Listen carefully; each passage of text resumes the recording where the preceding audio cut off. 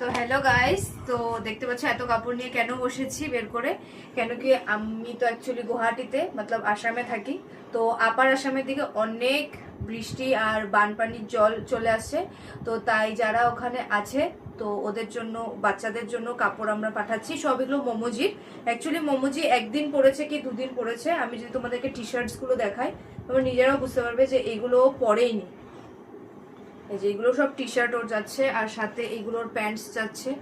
আগে মোমোজি অ্যাকচুয়ালি জিন্সের প্যান্ট পরতো না, তাই সব জিন্সের প্যান্ট ওর নতুন। তো এগুলো এখন আর ওর হয় না। তো আমরা ভাবলাম যে আমরা কি করব, তো একজন আমাদের সাথে কন্ট্যাক্ট করলো যে উনি কাপড় নিয়ে যাবে আমাদের থেকে এসে। তো তাই মোমোজির যত কাপড় ছিল এক্সট্রা সব আমরা দিয়ে দিচ্ছি। তো গাইস তোমরাও প্লিজ সবাইকে হেল্প করো, আসামি মানুষের জন্য দাঁড়াও একটু, যার যেরকম ক্ষমতা হয় প্লিজ সবাই হেল্প করো। Thank you. যারা